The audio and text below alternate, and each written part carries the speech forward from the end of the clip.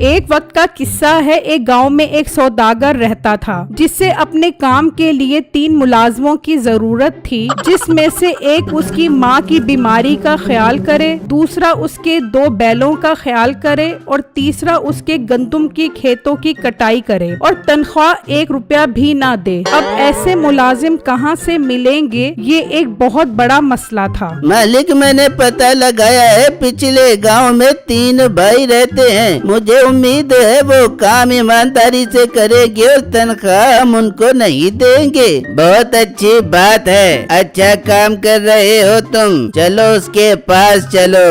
سوداگر اور اس کا ملازم نکل پڑتے ہیں اور جب وہ ان تینوں کے گھر پہنچتے ہیں تو وہ تینوں آپس میں لڑ رہے ہوتے ہیں۔ زیادہ سیاںا بننے کی ضرورت نہیں ہے، ابا مر گیا تو کیا کروں، یہ گھوڑا چھوڑ دوں؟ نہیں، یہ گھوڑا میں ہی لوں گا۔ میٹھے بھائی، لڑنے کی کیا بات ہے، ہم گھوڑے کے حصے کر لیتے ہیں۔ منہ آپ اپنے پاس رکھ لو، ٹانگے بھائی کو دے دیتے ہیں اور اس کا دڑ میں اپنے پاس رکھ لیتا ہوں۔ ارے بھائی، آئیڈیا تو بہت زبردست ہے، ہم ایسا ہی کرتے ہیں، مجھے منظور ہے۔ بہت سیانے بن رہے ہو تم، منہ مجھے دے دو تاکہ میں اسے ہر وقت کھلاتا ہی رہوں۔ نہیں، میں اس کی ٹانگیں لوں گا۔ ہاں ٹھیک ہے، میں ویسے بھی ٹانگیں نہیں لینا چاہتا، اگر ٹانگیں بھاگ گئی تو میں کہاں جاؤں گا، مجھے دھڑ ہی دے دو۔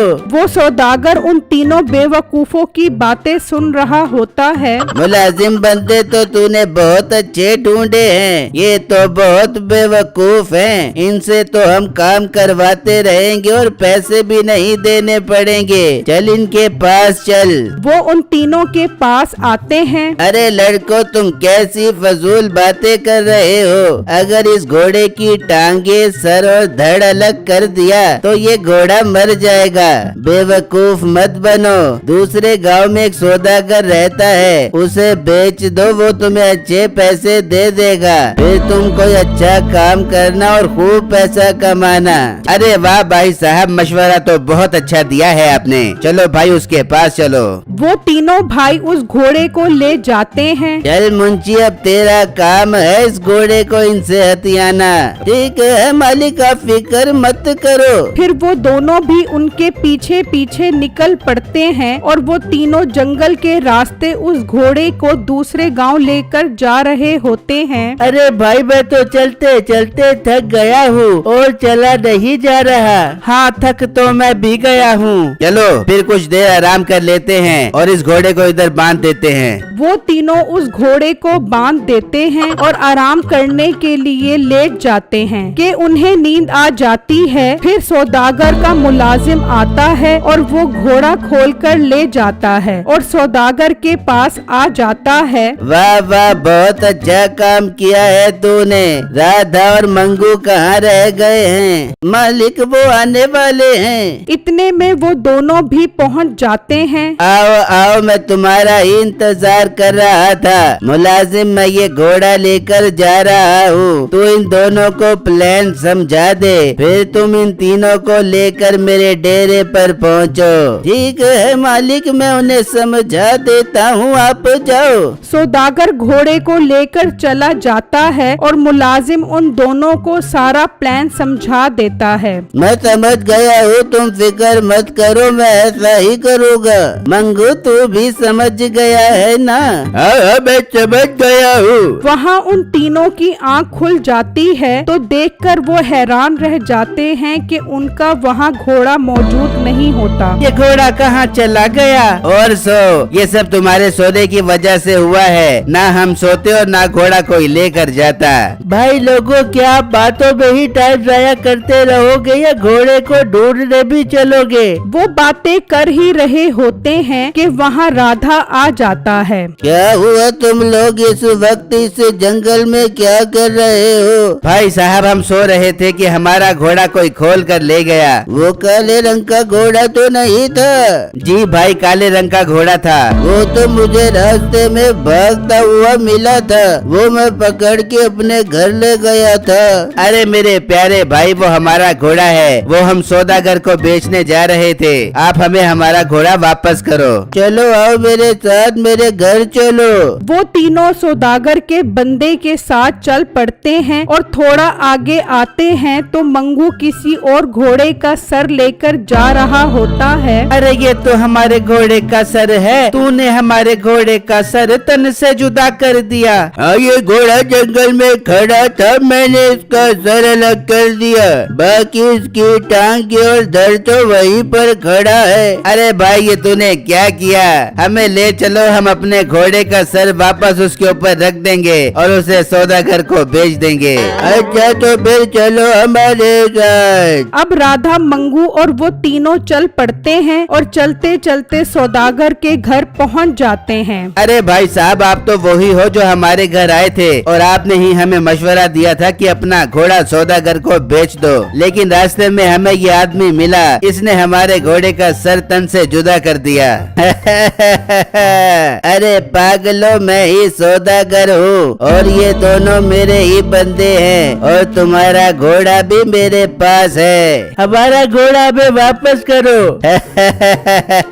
तुम्हारा घोड़ा भी कैद है और अब तुम तीनों भी कैद हो मेरे पास। ये तुम तीनों को यहाँ तक लाने का हमारा प्लान था।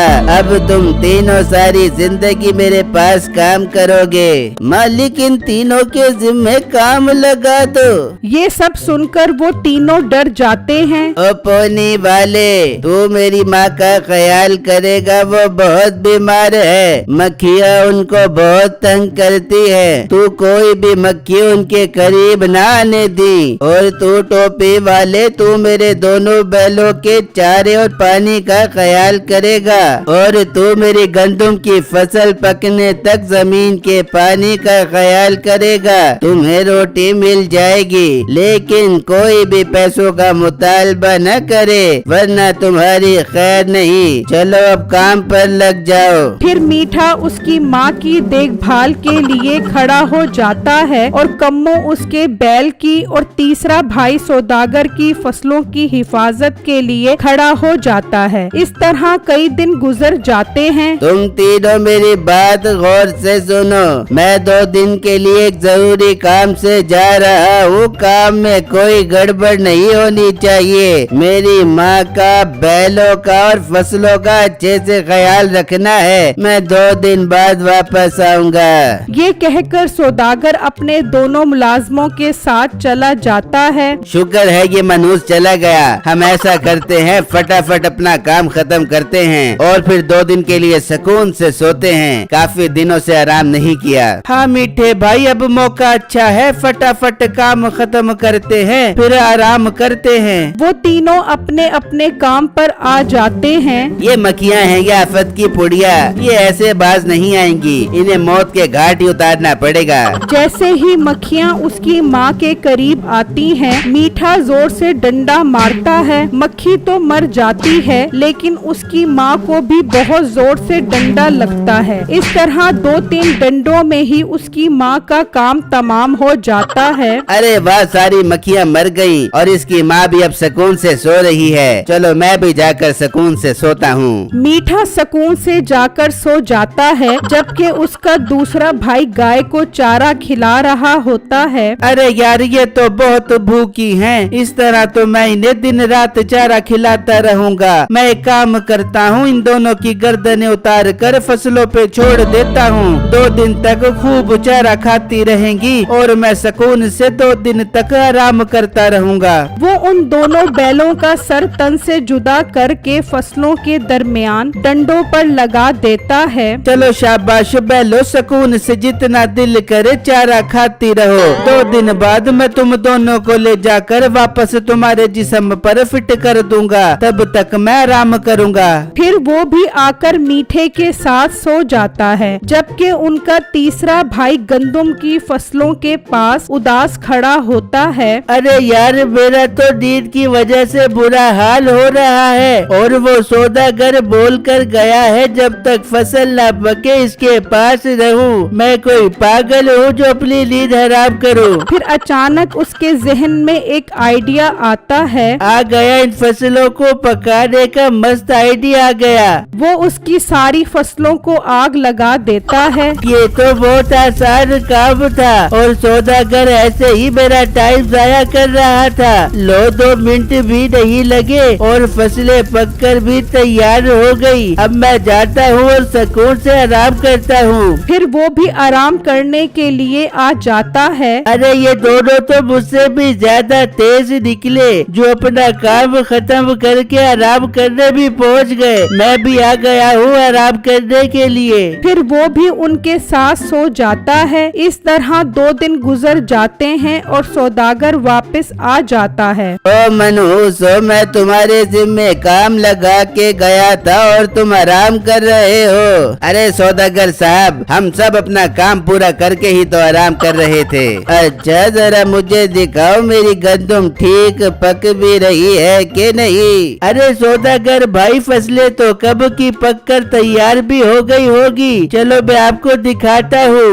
वो सब वहाँ जाते हैं तो सौदागर देखकर हैरान रह जाता है कि उसकी सारी फसलें जल चुकी हैं। देख लो सौदागर भाई, मैंने अच्छी तरह फसलों को आग लगाकर पका दिया है। ओ बेवकूफ, ये तूने क्या किया? सारी फसल ही तबाह कर दी मेरी। और मेरी माँ का क्या हाल है? अरे सौदागर साहब, आप अपनी माँ की फिक्र मत करो, वो सुकून से सो रही हैं। चलो माँ के पास चलो।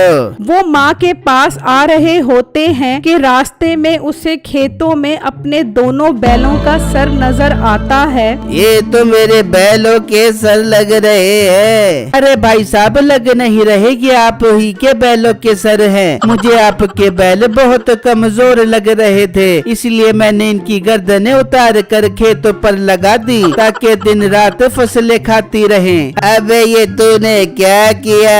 ओ बेवकूफ, गर्दन जरूर उतारनी थी, तो पूरा बैल ही यहाँ ले आता।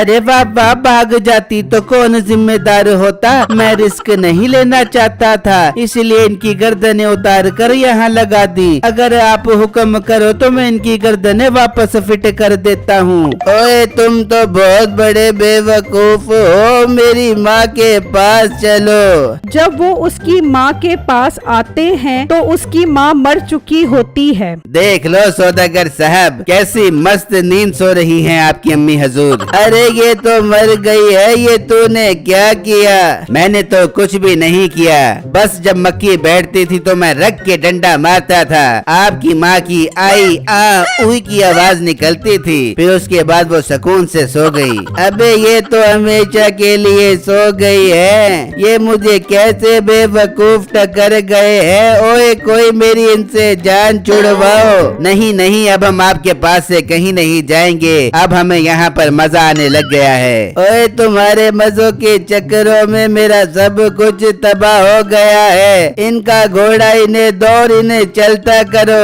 अरे भाई साहब, अगर हमसे कोई गलती हो गई है तो हम आपसे माफी मांगते हैं। तुम माफी ना मांगो, बल्कि मैं तुमसे पनाह मांगता हूँ। अपना घोड़ा लो और निकलो यहाँ से। फिर वो तीनों बेवकूफ सौदागर का सब कुछ तबाह करके अपना घोड़ा लेकर वहाँ से चले जाते हैं। घोड़ा तो नहीं बिका, अब हमें इसके हिस्से ही करने पड़ेंगे। ये सुनते ही घोड़ा भाग जाता है।